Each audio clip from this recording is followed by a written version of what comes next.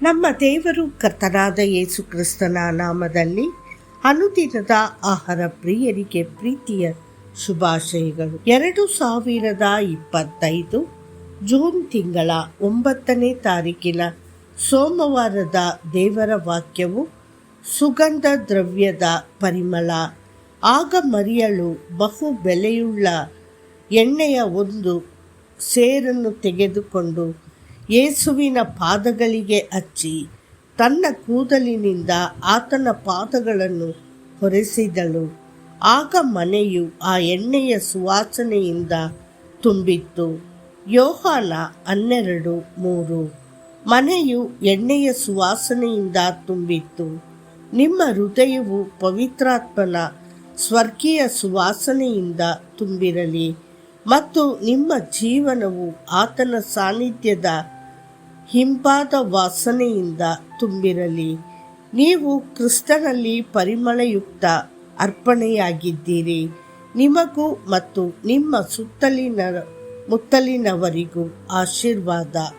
ಮರಿಯಳು ಆ ಬೆಲೆಬಾಳುವ ಎಣ್ಣೆಯನ್ನು ತಂದು ಅದನ್ನು ಮುರಿದು ಯೇಸುವಿನ ಪಾದಗಳಿಗೆ ಹಚ್ಚಿದಾಗ ಅವಳ ಸುತ್ತಲೂ ಇದ್ದ ಕೆಲವರು ಗೊಣಗುತ್ತಾ, ಈ ವ್ಯರ್ಥ ಏಕೆ? ಇದನ್ನು 300 ದಿನಾರಿಗೆ ಮಾರಿ ಬಡವರಿಗೆ ಕೊಡಲು ಸಾಧ್ಯವಿಲ್ಲವೇ ಎಂದು ಕೇಳಿದರು. ಆ ಟೀಕೆಕಾರರು ಸಹ ಕೋಣೆಯನ್ನು ತುಂಬಿದ್ದ ಸುವಾಸನೆಯಿಂದ ತಪ್ಪಿಸಿಕೊಳ್ಳಲು ಸಾಧ್ಯವಾಗಲಿಲ್ಲ. ದೇವರ ಪ್ರಿಯ ಮಕ್ಕಳೇ, ನಿಮ್ಮ ವಿರುದ್ಧ ಗೊಣಗುವ ಜನರಿದ್ದಾರೆಯೇ?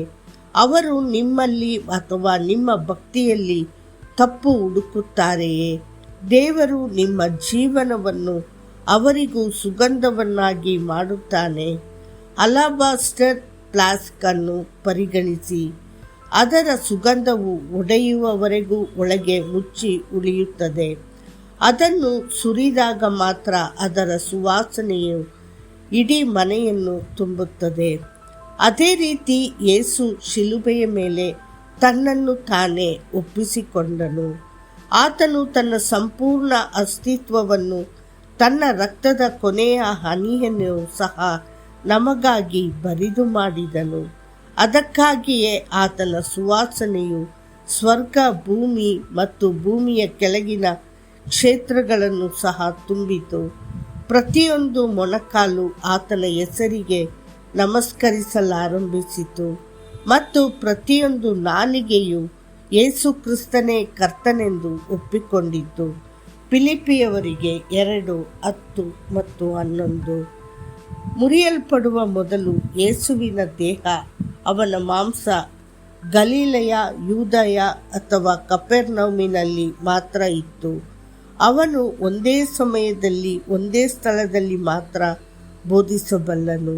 ಆದರೆ ಕಲ್ವಾರಿಯಲ್ಲಿ ತನ್ನನ್ನು ತಾನು ಒಪ್ಪಿಸಿಕೊಟ್ಟ ನಂತರ ಅವನ ಮಹಿಮೆ ಇಡೀ ಜಗತ್ತನ್ನು ತುಂಬಿತು. ಸ್ವರ್ಗವು ಅವನ ಮಹಿಮೆಯಿಂದ ತುಂಬಿತ್ತು.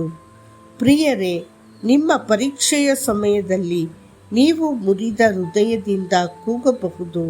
ಆದರೆ ದೇವರು ನಿಮ್ಮ ಮುರಿದ ಹೃದಯವನ್ನು ಅನೇಕರಿಗೆ ಪರಿಮಳಯುಕ್ತ ಆಶೀರ್ವಾದವಾಗಿ ಬಳಸಿಕೊಳ್ಳುವನು. ನಿಮ್ಮ ಹೃದಯ ಮುರಿದ ಆತ್ಮದ ಮೂಲಕ ಆತನು ಮುರಿದ ಹೃದಯಗಳನ್ನು ಕಟ್ಟುವನು. ನಿಮ್ಮ ಸುವಾಸನೆಯು ಕ್ರಿಸ್ತನಿಗೆ ಮಹಿಮೆಯನ್ನು ತರಲಿ. ಮತ್ತಷ್ಟು ಹೆಚ್ಚಿನ ಧ್ಯಾನಕ್ಕಾಗಿ ನೀನು ಯಜ್ಞವನ್ನು ಬಯಸುವುದಿಲ್ಲ, ಇಲ್ಲದಿದ್ದರೆ ನಾನು ಕೊಡುತ್ತಿದ್ದೆನು. ದಹನ ಬಲಿಯು ನಿನಗೆ ಇಷ್ಟವಾಗುವುದಿಲ್ಲ. ದೇವರ ಯಜ್ಞಗಳು ಮುರಿದ ಮನಸ್ಸೇ, ಮುರಿದು ಜಜ್ಜಿದ ಹೃದಯವೇ, ಓ ದೇವರೇ, ಇವುಗಳನ್ನು ನೀನು ತಿರಸ್ಕರಿಸುವುದಿಲ್ಲ. ಕೀರ್ತನೆಗಳು 51:16 ಮತ್ತು 17. ಕರ್ತನು ನಿಮ್ಮನ್ನು ಆಶೀರ್ವದಿಸಲಿ.